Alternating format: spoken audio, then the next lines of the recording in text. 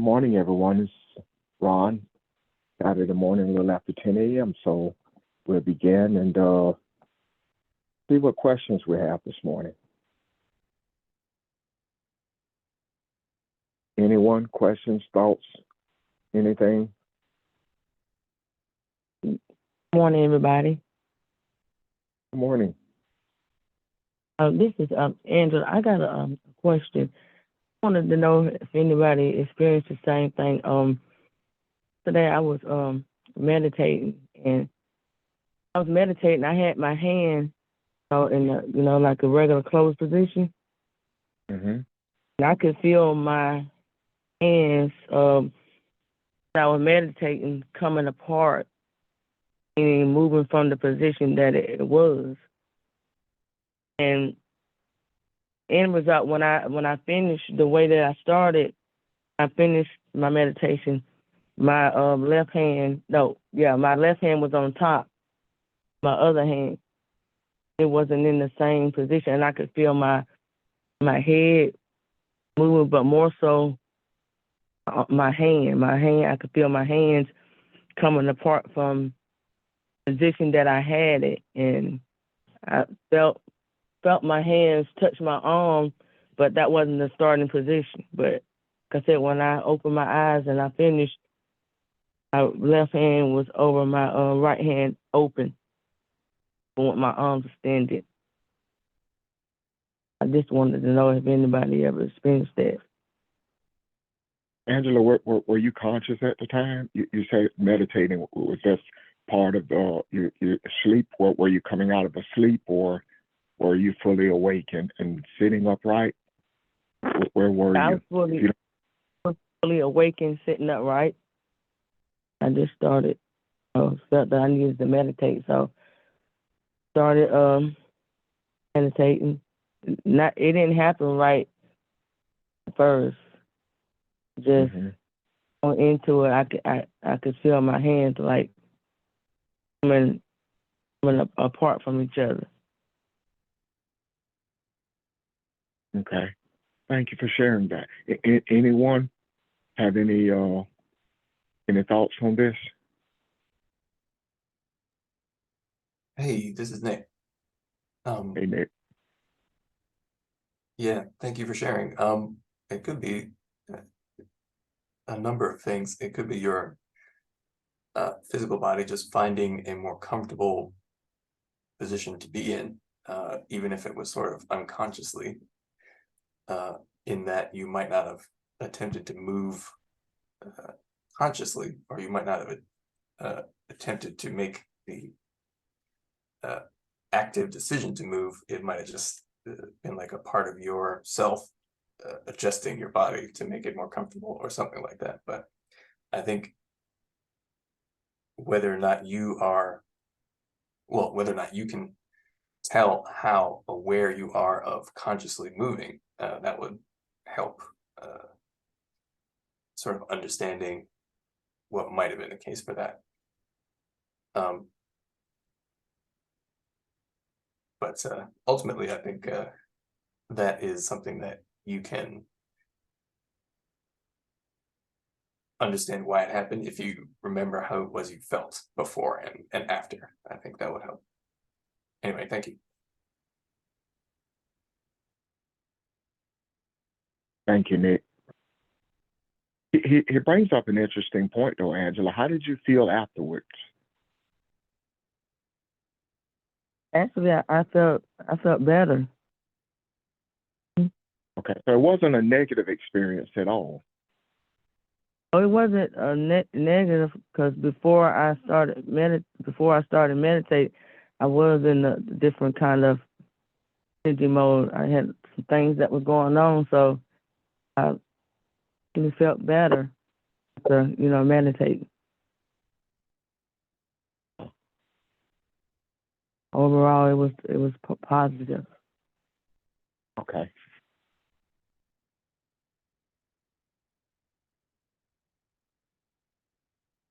Anyone else who may have a thought on Angela's question?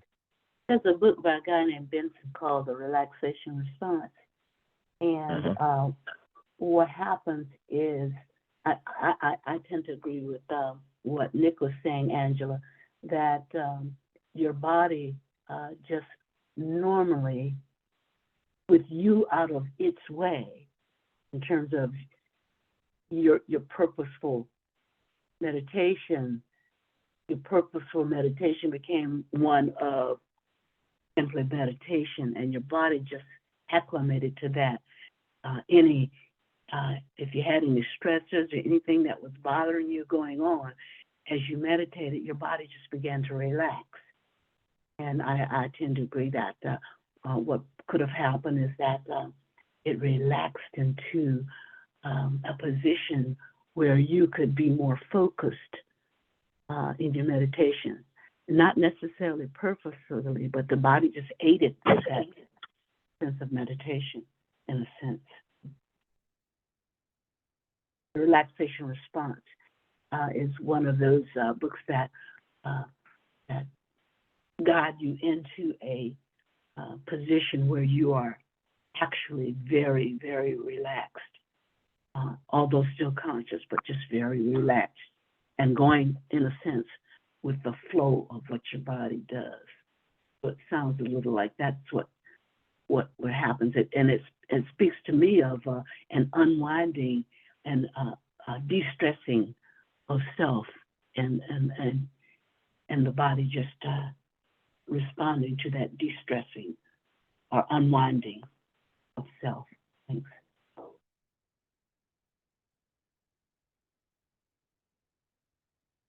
That is very insightful. Thank you. Thank you. Angela, you okay? Any response to that? I can agree with that. That sounds Okay. good. Just wanted to say Okay. thank you for me insight. Thank you as well. Anyone else? Questions or comments?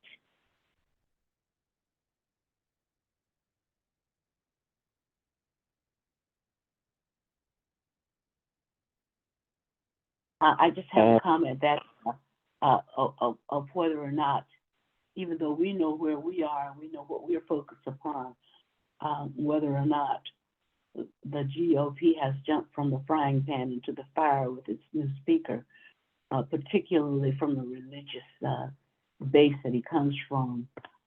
He even had his Bible at the podium when he stood to accept the speakership. So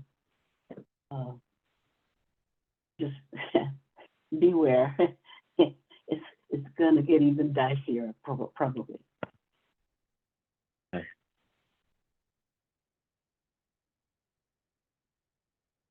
Thank you. In the course of the week, I rarely get to see anything, and I did not know one had been appointed. I didn't know they had chosen someone.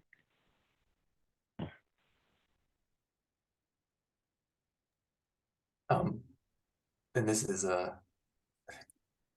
it's something that I think I've been realizing more and more over the course of the week, especially with the American response to what is happening in between Israel and Palestine at the moment. I don't think Joe Biden has as good a chance of winning as he did even 2 weeks ago. And to me, it seems like there's a possibility for that kind of full, let's say, open expression of what can only be described as Christian nationalism or Christian fascism to be something that we have to deal with when the next president is elected. And that's more of a political reality. But I think the underlying spiritual principles in place are still those that we have described before, in that until the in some ways sort of the full expression of that confusion and selfishness ultimately comes to the forefront, then it won't be able to be fully addressed, at least not by people in general. And I think over this past week, what we've seen in the Middle East between Israel and Palestine has catalyzed in a lot of people the idea that we have to break away from this current system and this, well, whatever that means to them. Because I remember at the beginning of this week, I had the very strong feeling of, I suppose, sadness and tiredness, but with the underlying sort of force behind that feeling being one of the idea that we have to move in a new direction, and sort of feeling that that was the sort of pervading atmosphere that is surrounding everyone who is sort of consciously aware of what is happening, and not just physically, but also just in terms of being aware of the nature of the people who are in positions of authority. And if you've sort of followed it on your own, you've probably always been conscious of it to some degree, but it is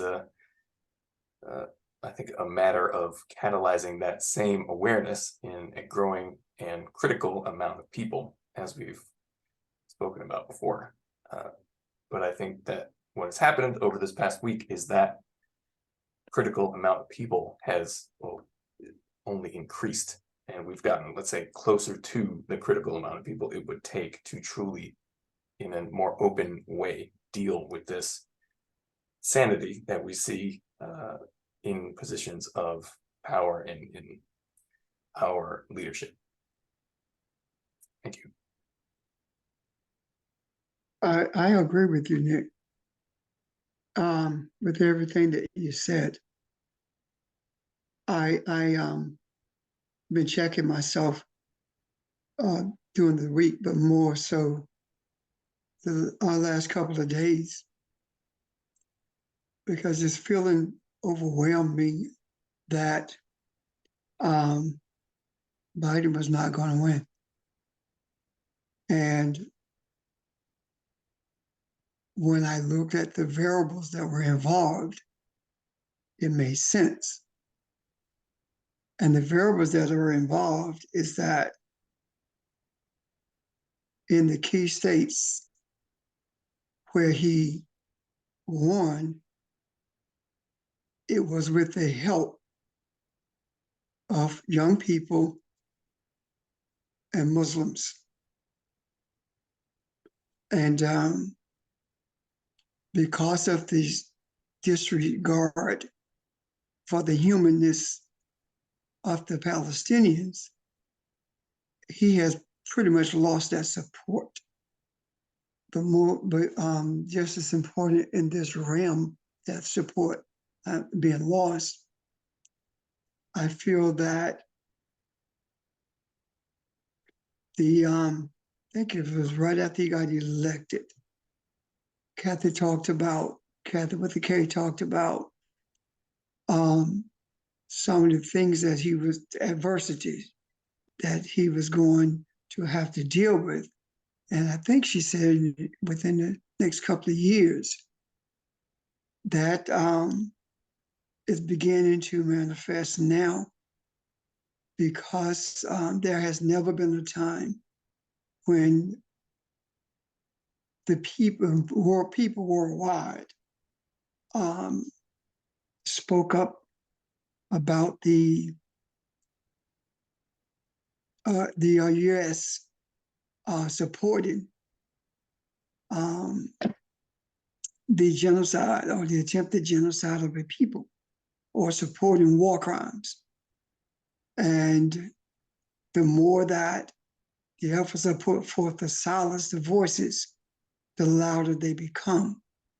And I've never experienced that before, even though I am very much aware, rather, of the war, the 67 war, the the overtaking of the land in 848, all of these things.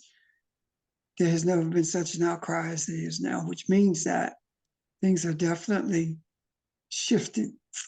And the best thing that could have happened to the House is for this man to be there, because he is overtly espousing Christian nationalism. And if it does not come from under the rock, you don't see it. And there are people who, even though we have seen it, are people who have not and don't know what it means. I do believe also that our desire for these things to be uprooted, revealed, whatever, is the reason such a man has been put in that place, no differently than Netanyahu being where he is. And I'm not at all sure at this point that Trump won't be put back where he was. Thank you.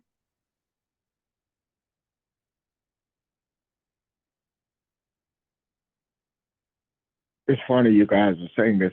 During the course of the week, I too had a feeling. I saw Biden on television addressing.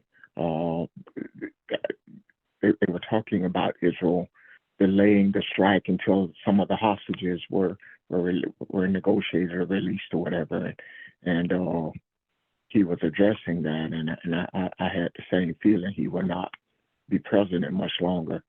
And it wasn't long after that, during the same hour, I think, on CNN or one of those channels, they had another Democratic nominee that they thought was very popular guy, and I can't remember what state he was from, somewhere in the Northeast, though, that was going to run on the Democratic ticket. And I thought, how interesting is that? Will this guy gain steam, or will the trying to push Trump forward with all those indictments? How is that going to play out? So this is all getting very interesting. Something else that happened this week that I thought was interesting is I think the first state was North Carolina. I can't remember the second state, but Republicans redrawing district lines in order to keep certain seats, and that was getting some pushback. So a lot is going on in the country right now. The pot is really being stirred, and just see what all happens with this. The guy you're talking about is Phillips, the representative from somewhere in the Northeast. I don't think he's going to gain steam. And the reason I say that is because he truly represents the status quo. And Biden is trying to play both sides against the middle. Having met with a representative from the Palestinians in this country and being chastised for the lack of humanity being expressed for Palestinians, he has not changed the course. Of course, he gave a little flaccid warning to Israel about allowing humanitarian aid in, but that meant nothing because there's no force behind it. So honestly, right now, for the first time in quite some time, I am in a spiritual quandary about how this political arena is going to shape up. Now, don't get me wrong, being in a quandary, it doesn't bother me at all. I'm not concerned about it to the extent that I'm worried, or to the extent that I'm issuing some type of a warning, because I'm not. I think we are at a point where the universe is saying, okay, it's time for me to take over. Meaning that we have put the energy out there, and the the way that things are going to shake out worldwide is going to be based upon the energy that permeated the earth during the period of the Lions Gate, the opening of the Lions Gate. That energy is going to shape how things are worldwide. If you notice, there is a worldwide movement for white superiority or white supremacy, more specifically, Christian white nationalism is an issue that's worldwide now, with the exception, of course, of Israel. And Netanyahu believes in nothing, neither does he. And most of the people who support Israel, regardless of what they do, they don't believe in anything as well except themselves. But keep in mind that this is not something that we are to use as an excuse to ridicule people or to speak disparagingly about them, because don't ever forget that whatever energy you send out, whether it's emotional or whether it's mental, the original energy of what you send out remains with you. So it's imperative that our thoughts, our feelings, our speech be representative of who we are, as opposed to who we thought we were. Thank you.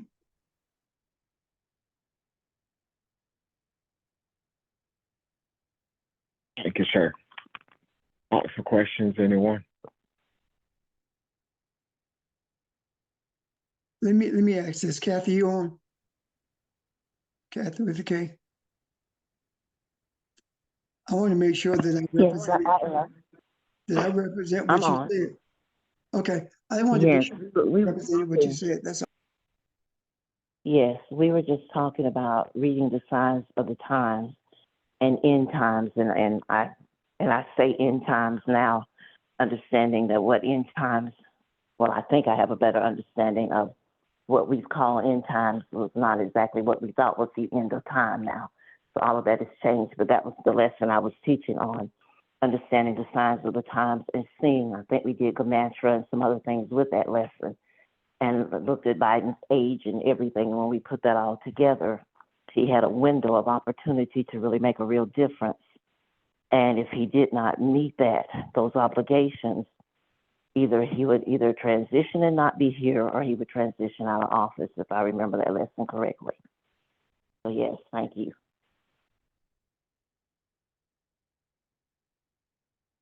Thank you.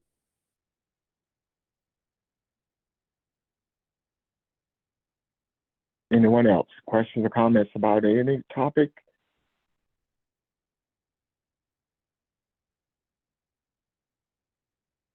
Okay. If we will, I'd like to revisit something for a minute that I think is important. This has been with me all week. And I really think it ties beautifully into what we're discussing this morning.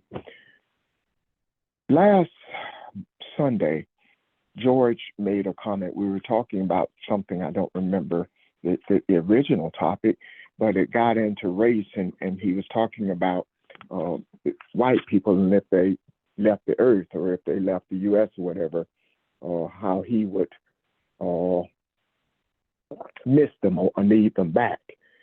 And at first that made me feel a little uneasy. And but I couldn't get it out of my mind, and I got to thinking about that. And on Monday, we looked at something. We looked at something called the Stockholm Syndrome, and I'm not sure how many of you all were on. So I'm going to talk about that for a minute. Then I want to talk about it and expand on it a little bit. Stockholm Syndrome was first discovered or talked about when there was a bank robbery in Stockholm, Sweden in the early 70s. And there was a standoff with the police, and this thing went on for nearly a week. that's I saw in the article. It just said several days, and one said nearly a week. But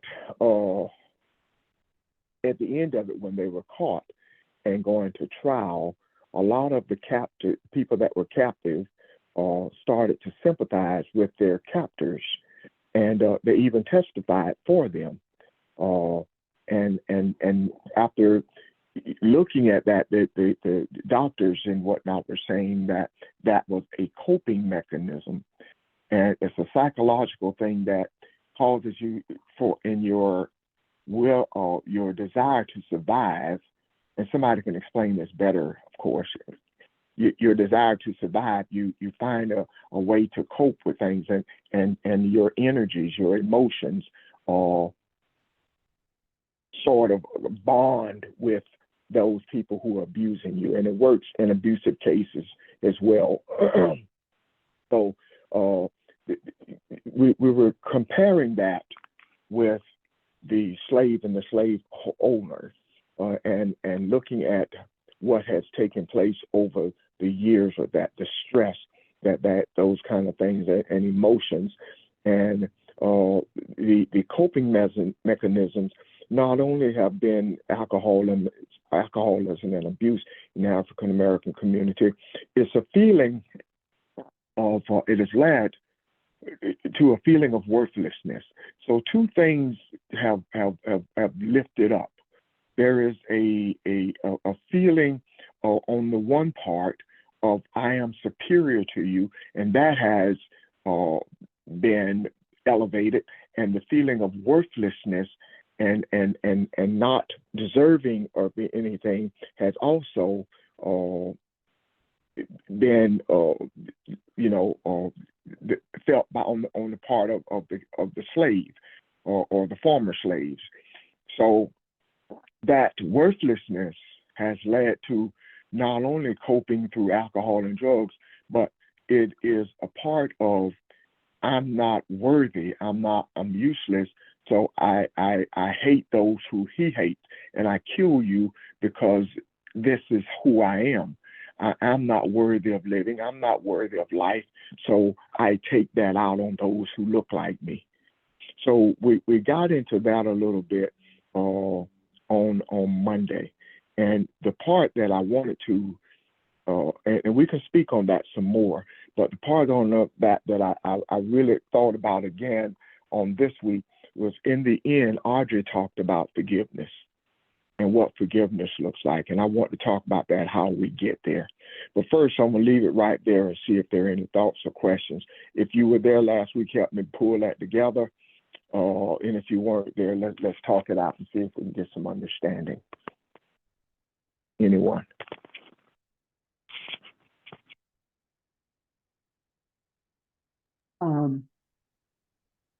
I believe that all of us who are descendants of enslaved people have experienced Stockholm syndrome in various ways. And we think of Stockholm syndrome with sympathizing with the captor or the slaveholder by agreeing with the idea of being inferior or embracing what has been called our lot in life. I think it goes deeper than that. I believe that the Stockholm syndrome also can also be seen in our desires to not only embrace subconsciously the attitude towards us. However, I believe also it is seen rather, in the way we attempt to live our lives. Everything that we desire, that we think is good for life, is It's something that has been embraced, or something that the captors have said they want to do. They embrace what they call, and have gotten us calling, the final things in life. And those final things in life have been all material. And we're just beginning to see that the greatest thing in life is knowing who you are. One of the things that I do believe that disconnected us in our minds, of course, never being disconnected, but in our minds. One of the things is that I remember being a little boy and hearing older people talk about how they see things, how they saw things, not how they saw things in the society, but they were seeing things from the third eye, and how they were able to interact with the earth, with nature.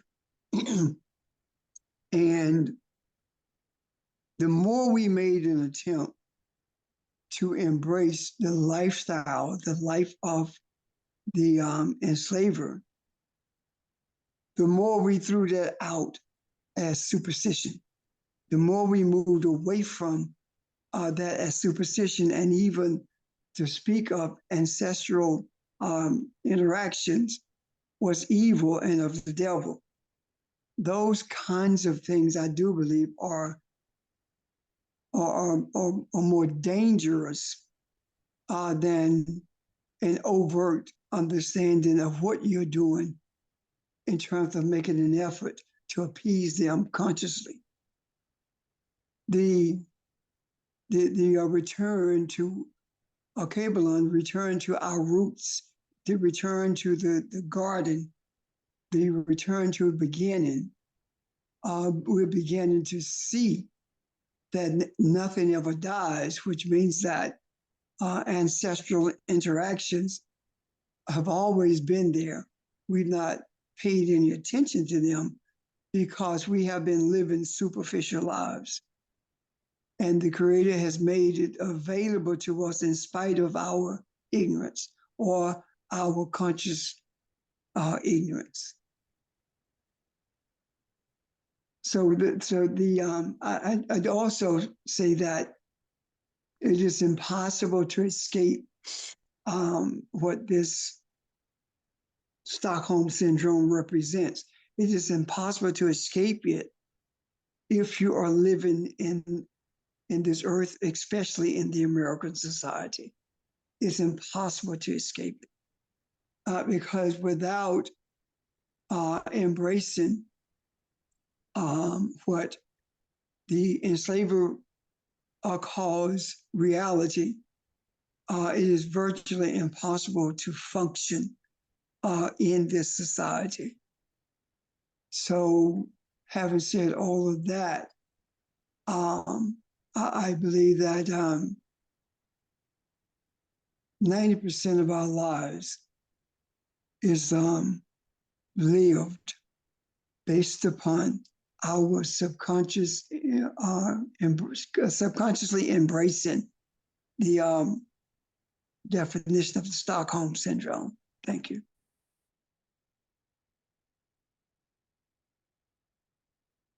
Oh, and may I add that to escape it, or to release ourselves from those experiences, a huge dose of forgiveness is required. I'm done.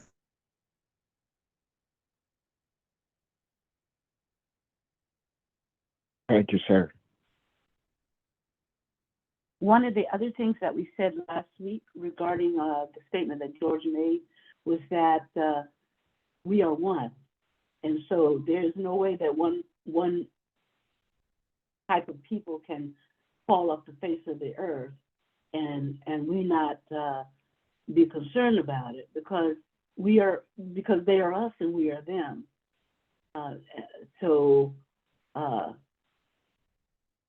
from the spiritual perspective, that's where we're coming from, not from a geopolitical or racial or ethnic perspective at all. Thank you. Thank you. You're correct.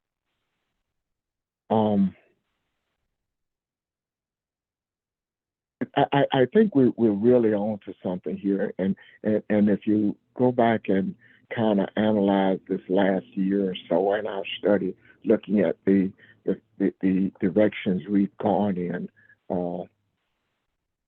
we are at the place where we are set out to be years ago. We're looking at this thing, and the thing that I just said that really caught me was forgiving self first. And I have found in kind of analyzing that is harder than forgiving others. The looking at self. So, and part of that is what we've talked about all along was you improve the world by improving yourself. And that forgiveness puts that right in the mirror. That's because if you look at it from this syndrome or from the position that we're talking about, trying to mimic that the abuser, what we've done is we have become the abused and the abuser in some senses, in some cases.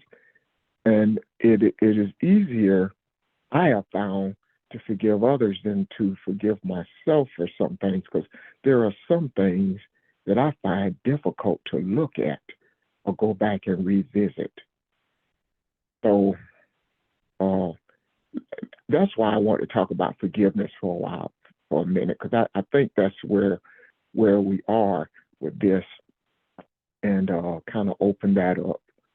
And maybe I'm seeing that differently than anybody else, and it's so help me to see it in a more healthy way, a more positive way, rather.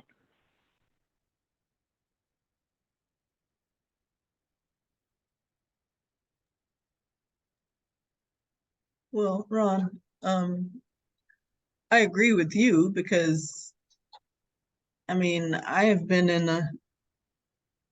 in a position this last, I don't know, couple of months of thinking about my own life situation and realizing there are things that I need to forgive myself for. And you're absolutely right. It's really hard to think about and to do it, to forgive yourself, because there are lots of realizations that go along with that. And it's kind of hard to stand in that mirror and face yourself. So, and it's easier just to say, let's just go over here and do this. But yeah, it's a real look inside yourself, and to face up to a lot of stuff. When you talk about forgiving yourself, it's a real hard thing to do. I agree with you. Yeah, if you're going to be honest about it and where we are, this is our desire.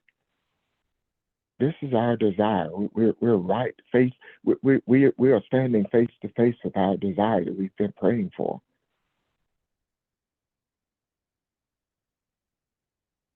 What? I think. I'm sorry. Go ahead. I'm talking too much. Go ahead. Whoever was speaking. I was, but go ahead. Someone else was speaking as I started. Go ahead. Thank you. This was Angela. I just wanted to say that I agree with you too. It's much easier to forgive the people what if they done something to you, but versus when it comes down to forgiving myself, or I think it's a lot harder. Just I do agree with what you said. It is harder. But I think the question becomes, why is it harder? What kind of value do we have? What kind of value do we have for forgiveness? Is the idea of forgiveness worth it to us? Because when we think about it, whether we are forgiving ourselves or someone else, we know that forgiveness is imperative. We know that unforgiveness damages us. Yet, this damage or the illness we get from unforgiveness does not seem to be enough of an incentive to push us to forgiving ourselves.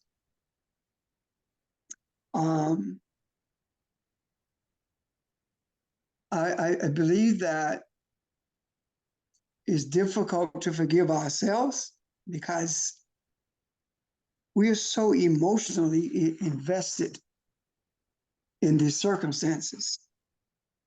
We are mentally invested in whatever that circumstance or situation is that we find it difficult to release. And when we replay it in our heads, it becomes imprinted in our mindset. It's imprinted in our thoughts. And there are triggers that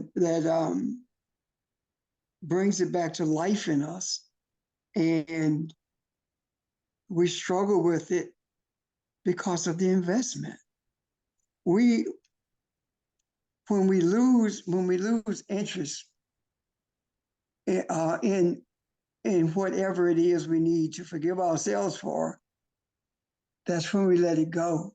But we are so invested in it until we are looking for a way out. But at the same time, we are not releasing it. For example, if someone does something to you, you can release it more easily because the energy you put out there, the original energy from that energy you put out there stays with you.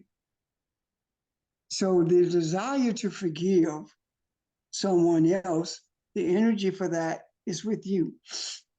However, when it comes to forgiving yourself, the energy of forgiveness is with you, and the pain of what happened is also with you.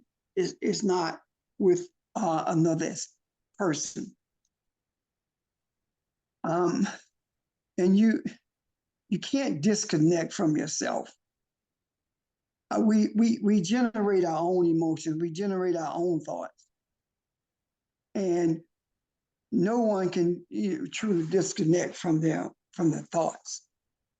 No one can disconnect you, rather, from what you're thinking and what you're feeling, except you, regardless of how many people you talk to. And of course, I do believe that you need to talk to people because it helps you to see a clearer picture of the forgiveness that's needed. But you have to be willing. You have to have a deep desire to let go of it. And if it involves someone else, your desire cannot be for them, for you to seek some kind of retribution. It has to be totally pure.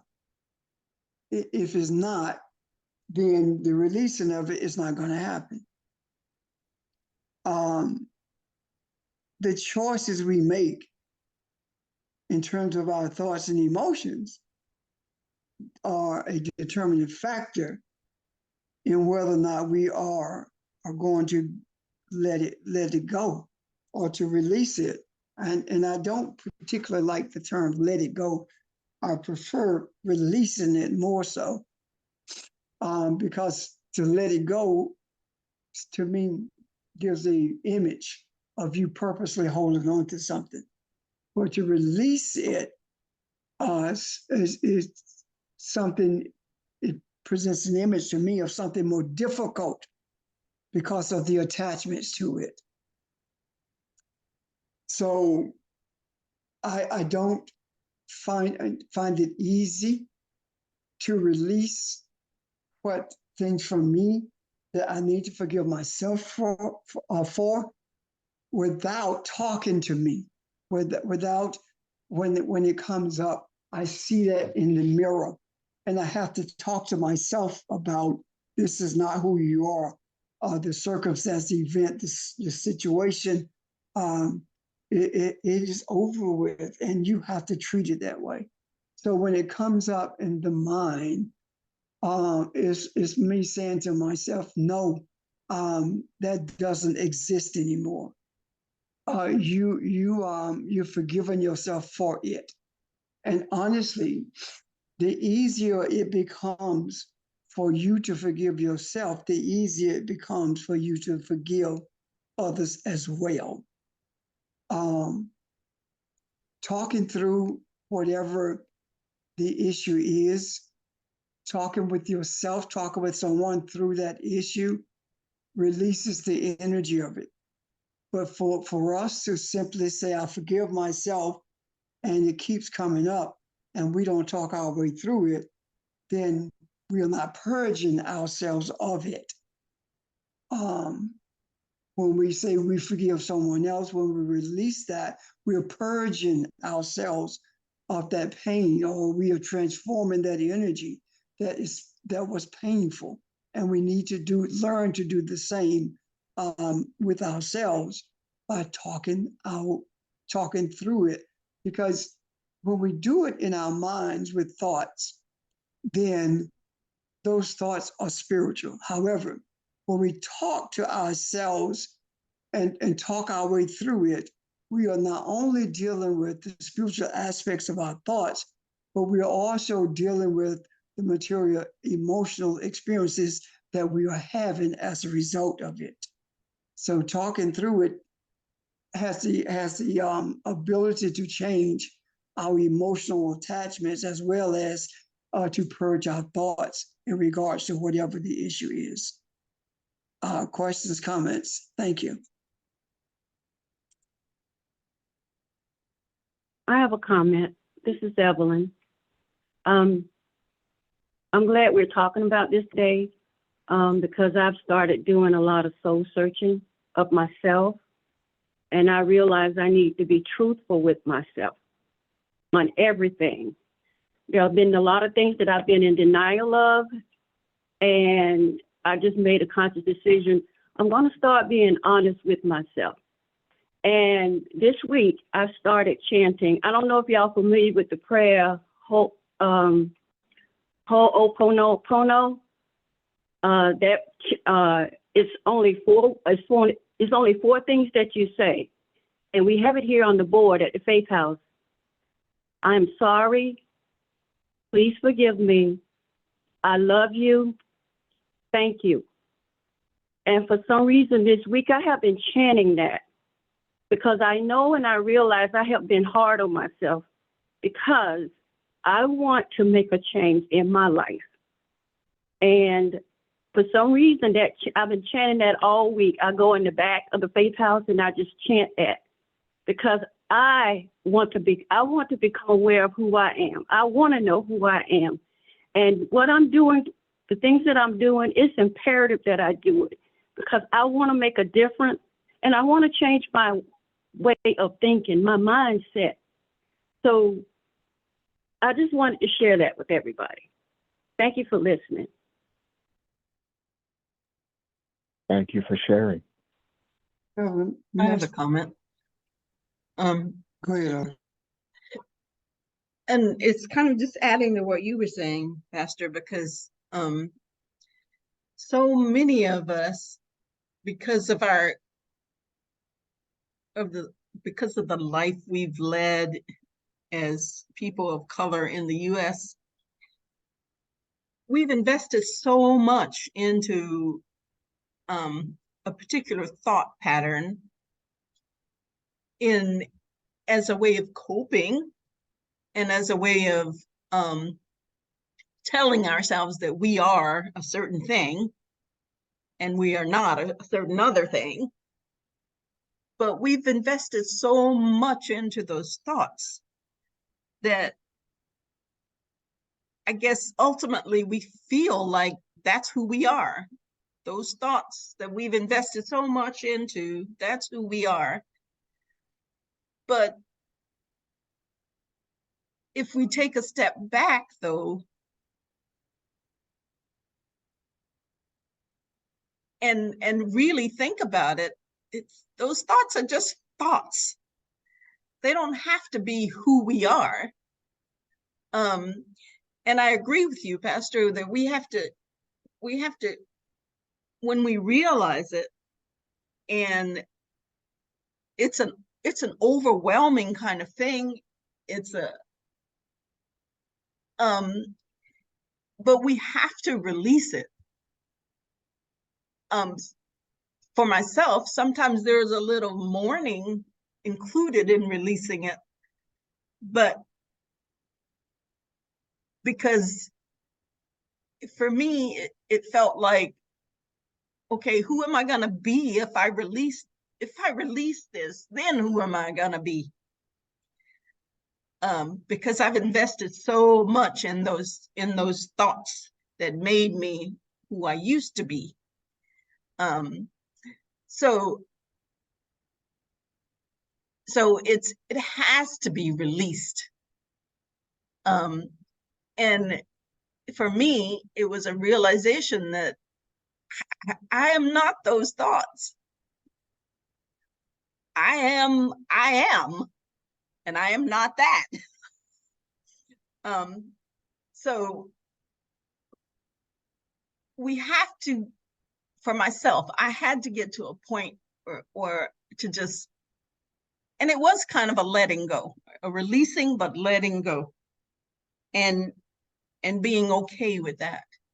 To sort of understand that those particular thoughts are not who I am. It's just thoughts. I don't exactly know how else to put it, and I hope everybody understands what I'm trying to say. You are not your thoughts. So you can release them. Anyway, Yes. thank you. I like that, Audrey. Thank you. I do too. Forgiveness. Yeah. If you think about forgiveness is compassion in action. And we can more easily think about compassion in action when there's other people. But when we turn it on ourselves, forgiveness of yourself is showing compassion for you. It's compassion in action for you, just as it is for someone else. There is something else with this. Before I state that, let me say this. One of the ways that I believe is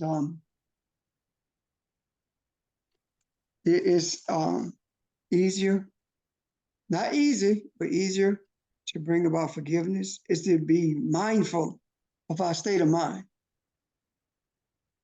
If our state of mind, our state of being is one of joy, we bring ourselves to that place of joy and peace and loving kindness for ourselves, then the agony and the turmoil of that unforgiveness that we have for ourselves begins to be purged from us. One of the things about forgiveness is this, and I do believe that we're discussing this for a major reason.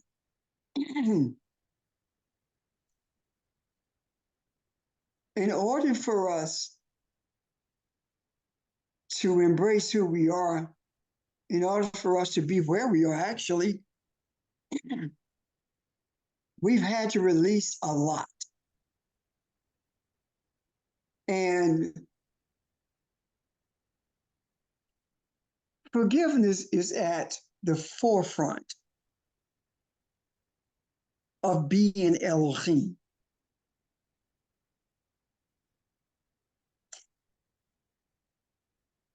Forgiveness of others, yes, but I'm talking about forgiveness of self. Excuse me. All of the things that we have gone through, the turmoil, the pain, the suffering, all of that has made us who we are. They are a part of the stitches that has brought us to a place of understanding who we are. They are the face we see in the mirror, that had a part rather of the face we see in the mirror.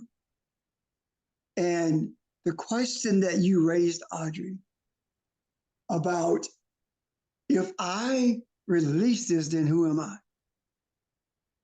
Who will I be? That is an unknown, but it is an acceptable unknown because we know who we were created to be. And releasing those things makes us who we were created to be. And we have lived, as you said, with these thoughts, with these emotions. We have lived under the labor of an educational system, a system of living in this country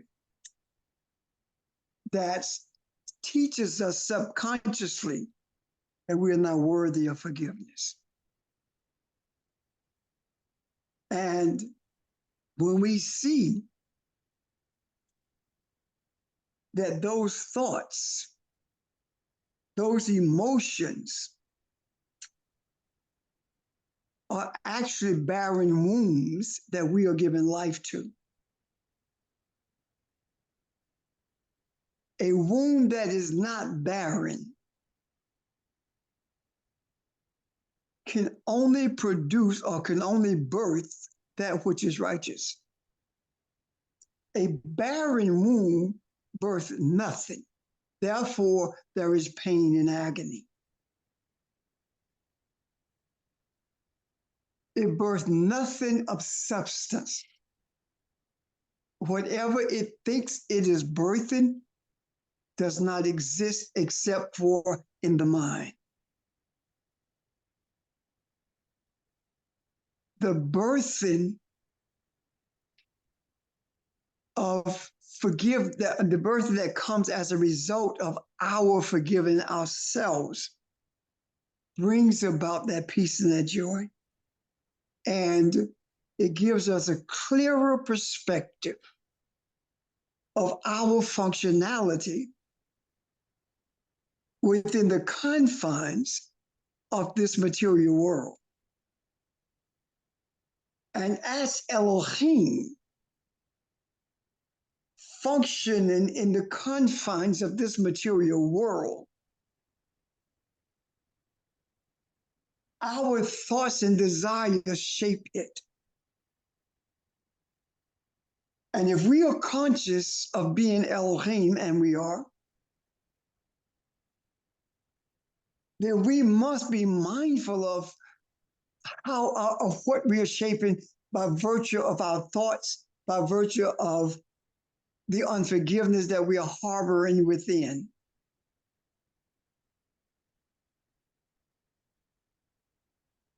It is incumbent upon us to bring into existence a desired world of harmony. Unforgiveness is the wall that stands between us and that.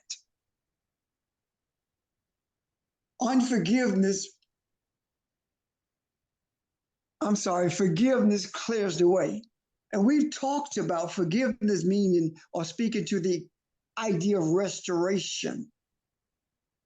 So how can we ever be restored to be in Elohim? How can, in both soul and mind, how can that restoration take place if the wall of self unforgiveness stands in the way of it? How can we be restored to the original essence of our existence? How can we be restored to who we were birthed to be in Akabalon, in the beginning? How can we be restored to that if that wall does not be removed, is not removed? We cannot allow the walls of Jericho to prevent us from going through the gate of righteousness and self-awareness. When we go through that gate of righteousness and self-awareness, Elohim is who we see when we look in the mirror. And at that point, we bring into existence this world of harmony. Being distracted by a speaker of a house, or being distracted by a governor of a state or a president of a nation, being distracted by genocidal maniacs, prevents us from even forgiving ourselves for having embraced such concepts that were presented to us, that were forced upon us by enslavers. We are more than what we have seen in the mirror.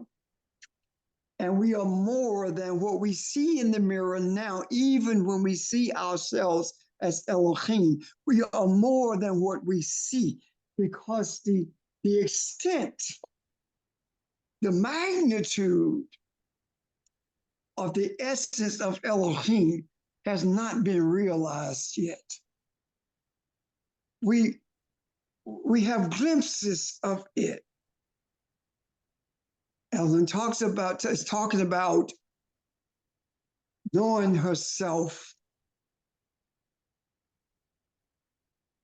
going beyond the distractions is what introduces us to self.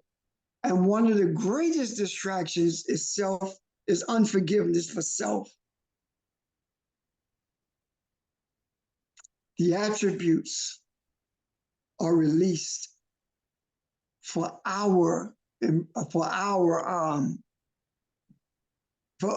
to live by. The attributes of who we are is what we live, is what we are. In other words, when we see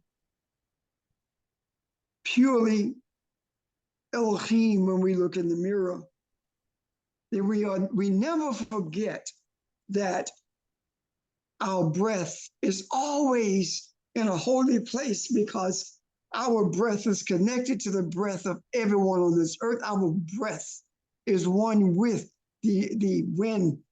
Our breath is one with the air that encompasses this celestial ball that we live on. That's Elohim. That's the functionality of Elohim. So when we speak righteousness, and when we speak goodwill, when we speak loving kindness, it's on the wings of Elohim that it travels, because that's our breath. That's our essence. Our essence is our breath, our spiritual, our spirit, our sense of spirituality, which is saying that we are one with everything, and we have to close our eyes so many times rather, to see that essence, because with our eyes open, we are constantly seeing separated physical bodies, as opposed to the unicity of the breath, the air that we breathe, that we are. So self-forgiveness is imperative for us to be the essence of who we are created to be. Thank you. Good morning, everyone. One of the things I would like to add about forgiving yourself, if you elect not to forgive yourself for act or acts that you have done, as a constellation prize, you're going to nail people to the cross on things that you should have forgiven yourself for. So it's like love.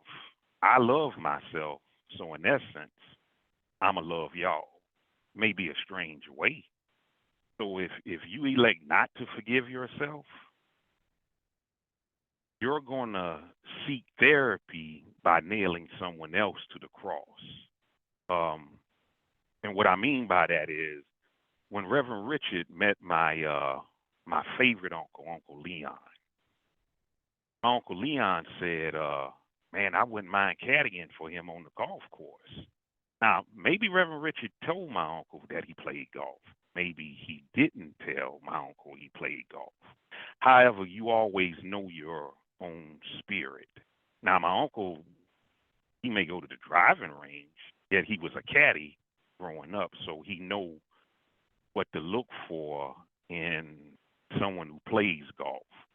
I, as a truck driver, if I see someone with a headset on their head walking around in the mall or in a restaurant, I'm going to ask them, hey, who do you drive for? Because I know what to look for. So when I hear people say, hey, this female is a loosey-goosey, what goes through my mind is, how do you know the specs and ergonomics of someone who's a loosey-goosey?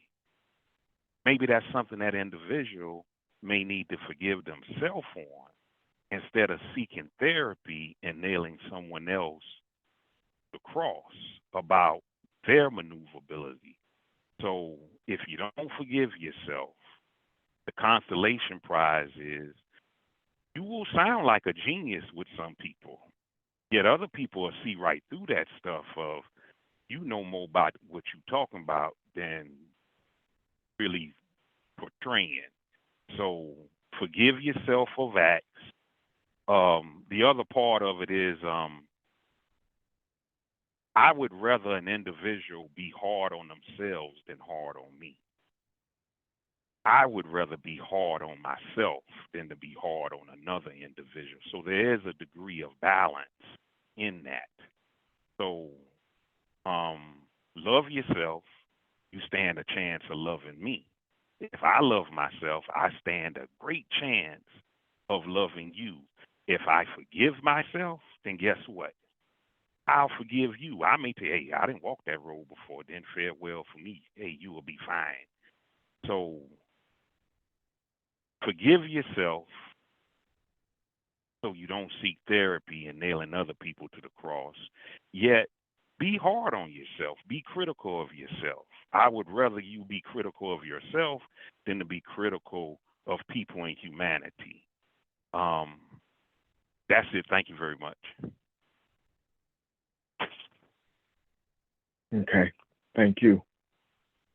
And I think we all agree that the key to this thing is self-forgiveness, and we're trying to really, really, really look at this. I wrote something down that I want to kind of tie into the conversation because I thought about it when Audrey made the statement, if I release this, who am I going to be? I wrote something down as a result of the discussion last week. What I wrote down was, through the eyes of a slave, if I am a slave, what does God look like to me? And what I was saying is, if I am full of rage, if I am full of not worthiness, self-hatred, depression, if I'm full of that, how can I be Elohim? And say it, but how can I be it?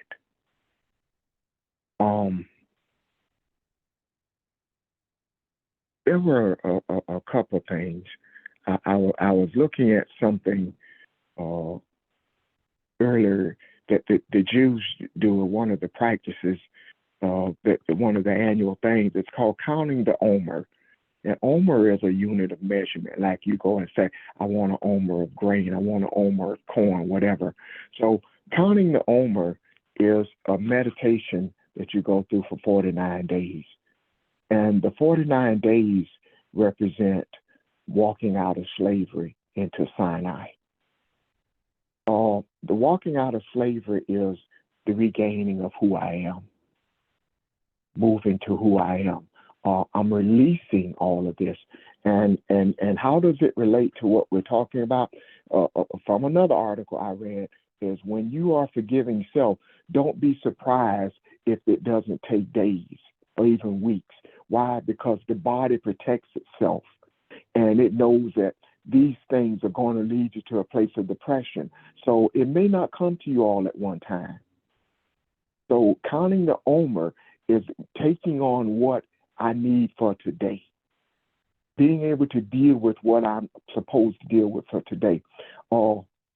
What they define Sinai as is a desert place, a place of empty space, a place of nothingness. And that's what I thought about when Roger said, what am I going to be? We are moving to the place where we really see what Elohim it looks like, what it looks like to us, who we are. Can it be that self-forgiveness is so difficult to us because when we do this, we will see who we truly are? I think of a man who gets in a boat, or a person who gets in a boat. And he has tape and he has putty and he has everything he needs to fix this boat. And as he goes on his journey, there are holes that pop in, and he fixes the boat. He fixes the boat. He has a bucket. He gets the water out of his boat, and he does this. And as fast as he fixes one thing, there's another hole in the boat, and he constantly repairing the boat until he's just so frustrated. He is so frustrated, and he knows this thing is filling up faster than I can get rid of the water. But when he sits back, he breathes and he meditates. He breathes and he doesn't look at the holes. He doesn't feel the water at his feet. And he recognizes that he is the boat and the boat is him. And he repairs his heart. He repairs the inside of him that he thought was broken. And he sees then that I am the boat, and if this thing sinks, it sinks. It is my fate. But what he recognizes, the boat doesn't sink. He is the boat, and the boat is him. And he rises above the water, even with all the holes in it. So if you look at the holes is Israel. The holes are Palestine. The holes is the Republican Party. The holes is Biden. The holes are the police shootings. All these things, if we can fix the boat that is us, the self-forgiveness, we are Elohim. I think that is the key. And all those four things that Evelyn talked about, all of that is in forgiveness. Every one of it is a part of forgiveness. You don't do this without compassion, as Pastor said. But when we learn to forgive ourselves, as we've been talking, you are the universe. If we are the universe, Self-forgiveness forgives everybody else because you've come through the hardest part of it. The hardest part of it.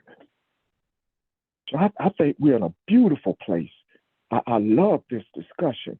I think it has been enlightening.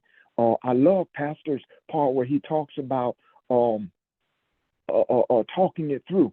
I got to talk to myself. It's hurtful. It's painful. I don't even want to look at myself in the mirror. Some of the things I've gone through. I talk it over. Okay, Ron, you're in a bad place. You didn't handle this well. You didn't handle this well. It's over now. Take a breath. It's over now. I like the part, I wrote something down. Audrey talked about mourning. Some of it she mourns. I love that. That part of me is dead now. I release it. I release it. I release the circumstances. I forgive the energy the negative energy that I left out there from my actions or my thoughts. I release all of that. And I think we are in a beautiful place right now because we have desire to be forgiveness. A desire for love and compassion. Hey, Ron. Yes. Yes, Um, I'm sorry. I think you're right that it may take days, this counting the Omer thing that you're talking about. Yeah. Yeah, it's going to take some time. Because even as you release things, your physical body starts to change. Because you've been holding on to this whatever for so long, it's become part of you spiritually and physically. So it's going to take a while for your body to change and to reorient itself. And it may be painful. It may be, it may cause you some indigestion. It may cause whatever. But yes, it's going to take some time for you to move into this new place, into this new level. So yeah, I agree with you. Thank you. I agree with both of you.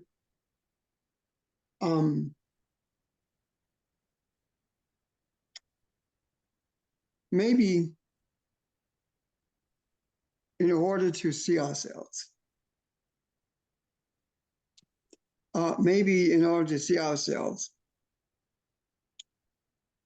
we need to close our eyes. Don't look in the mirror over your bathroom sink or in your bedroom or whatever. But close your eyes and look in that mirror. When I talked about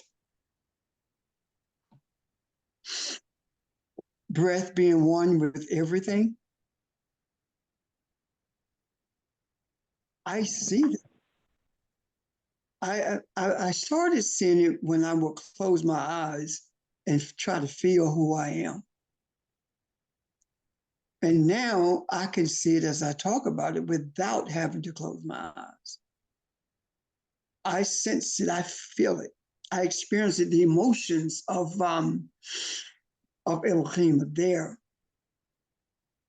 And what happens with me anyway, I don't know whether it is applicable to everyone or anyone else. I have experienced a higher degree of sensitivity. Tears flow more easily than they did prior to this.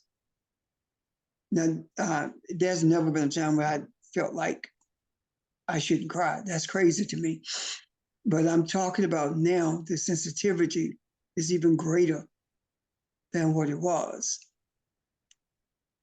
And that sensitivity that makes me teary-eyed is not only the sensitivity that I'm experiencing for what's happening in Palestine, or the experience that I'm having in dealing with a death within the family, but that teary-eyed sensitivity It also comes also when I think about the degree of ignorance, the degree of the lack of empathy, the lack of compassion, the lack of spirituality for those who are the perpetrators of what's happening in Palestine.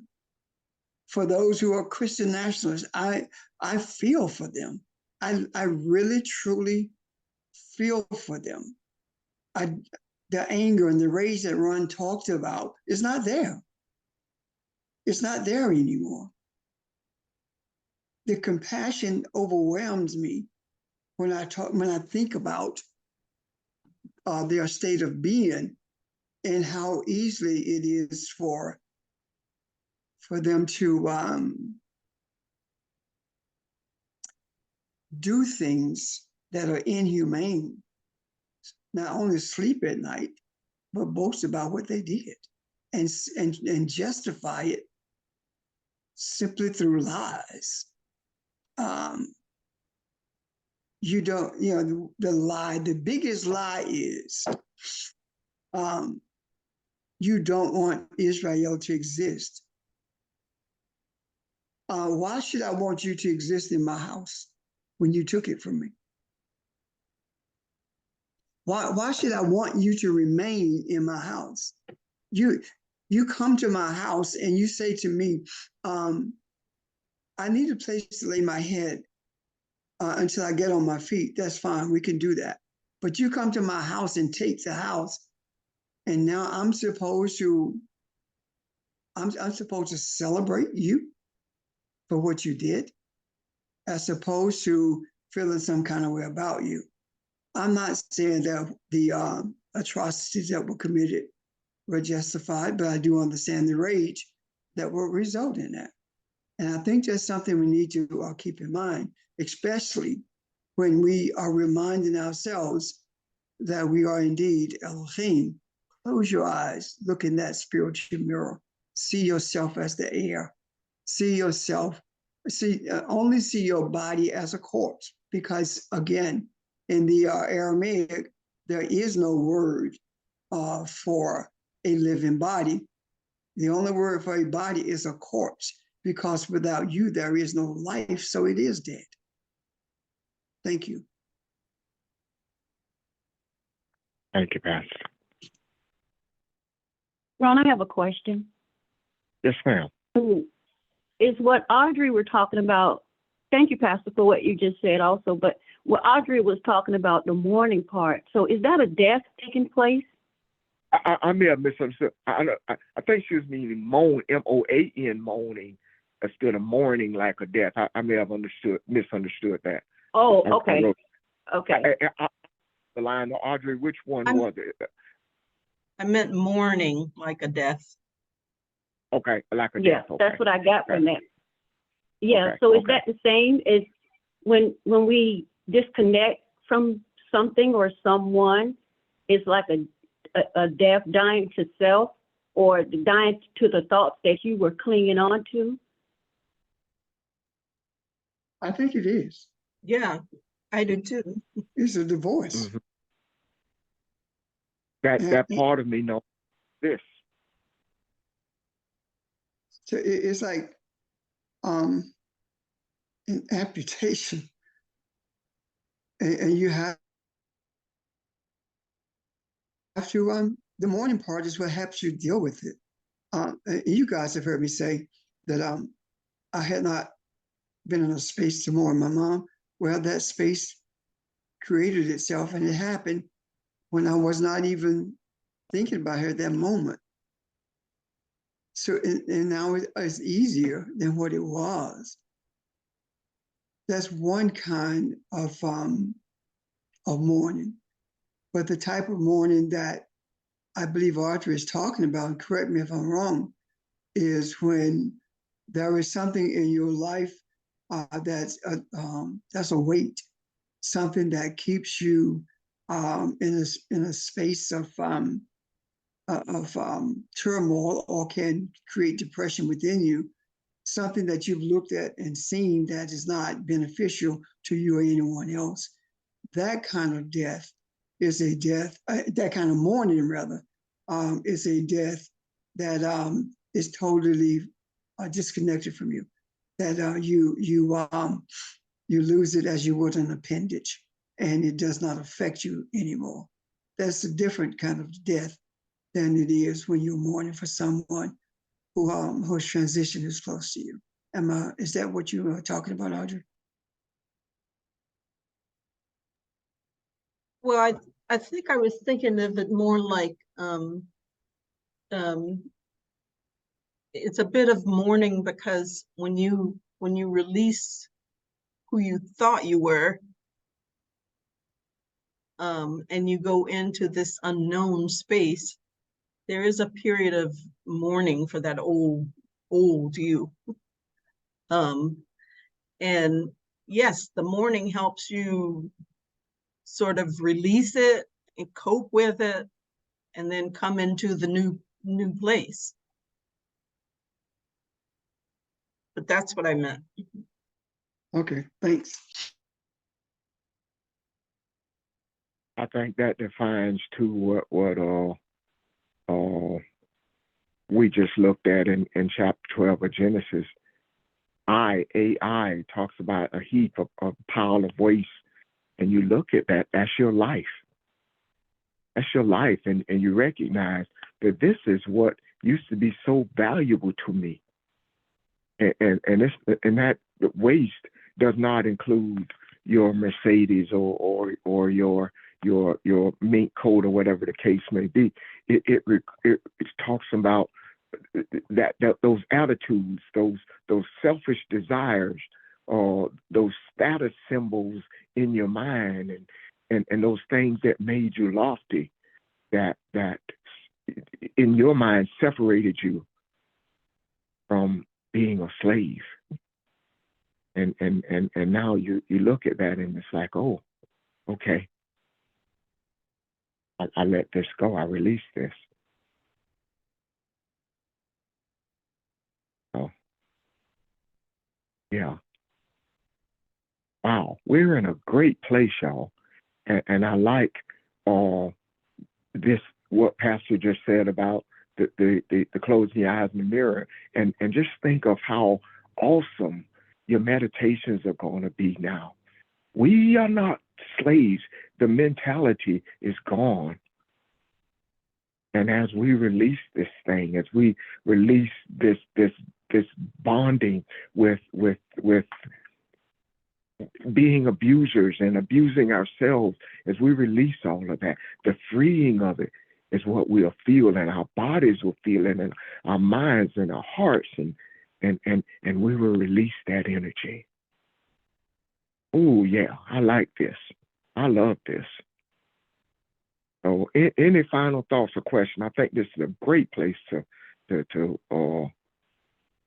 kind of hold up for the day. Any final thoughts or questions?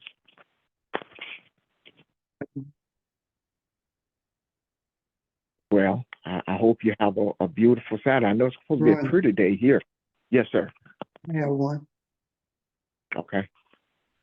When I see myself for who I was created to be, I'm at a point now where it's going to sound really, really crazy.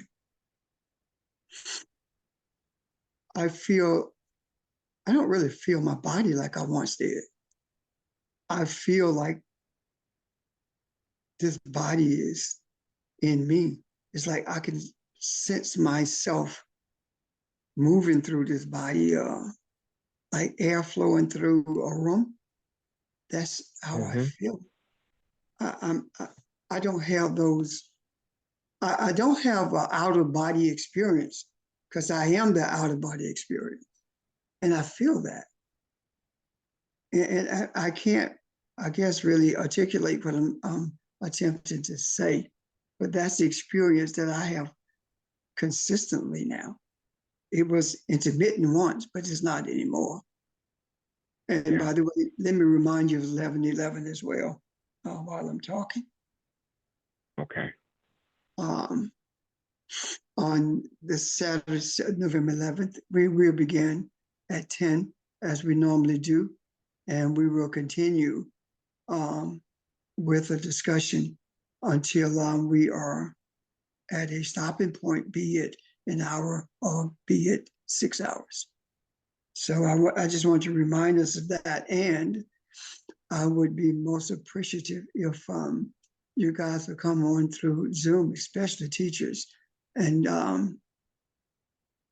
we be on camera so we can see each other. Also,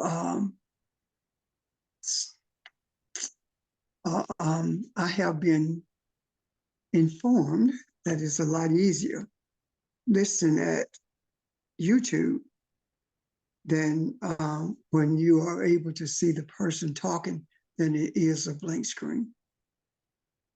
So in addition to that, I have consulted with Janice about putting our recordings on an audio platform as well.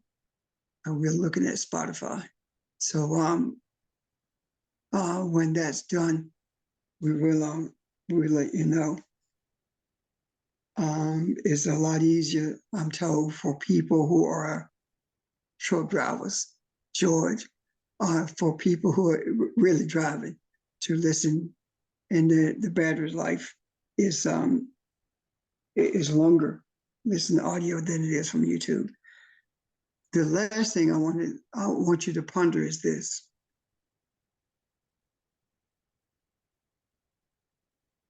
When we talk about the animals, we usually Google what the Native Americans say a bird is or what it represents or the symbol of whatever. Where did they get that? We very rarely have ever Googled to see what an African said about it. Where did we get that? Well, it is my belief that Elohim is the one who determines symbolism. And that's where it came from. So when we talk about symbolism, the mannerisms of the animals determines what it symbolizes in our lives. And our being Elohim and sincerely seeking to bring to humanity not only harmony, but messages as well that will help with our lives as we traverse this earth.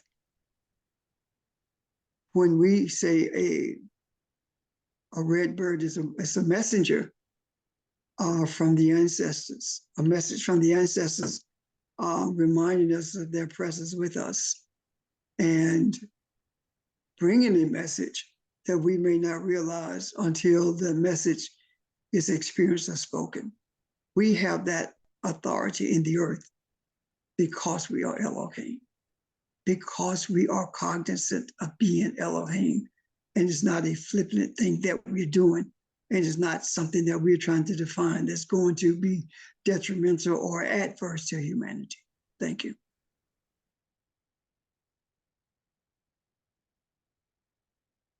Hey, thank you, Pastor. Hey, Ron, this is Angela. I wanted to say something before we got off. Okay.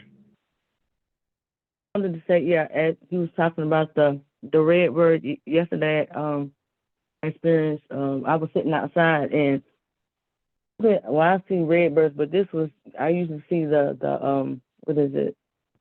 Blue jay bird. They usually be flying that way, but yesterday came like real close. So then it usually come and it came, say it was close to me, and then it flew over there where I was close. Usually it'd be far away, but it was more closer. It flew, then stopped and flew away. I was just looking up spiritual meaning of jaybird, which I think he was talking about new beginnings and peace. So I don't just look at the red birds, but anything, whether it's a butterfly, whatever, I know it's a message. I may not understand the message at that moment in time, or maybe years, I don't know, but I do recognize more so the spiritual things and seeing the spiritualness in the quality of things. Just wanted to share that. You're Thank you. stronger than Thank you you. think. I'm sorry, go ahead. One of the attributes of a Blue Jay, you're stronger than you think. Yeah. Okay. Anyone else? Questions or comments? Okay. Again, beautiful place to end for the day. Enjoy the rest of your day, and look forward to tomorrow. Okay. Thank you, guys. Everyone who spoke today, your thoughts and questions, and your energy that you sent, whether you spoke or not. Thank you. Have a great day. Thank you, Thank you. everyone. Everyone. Bye, everybody.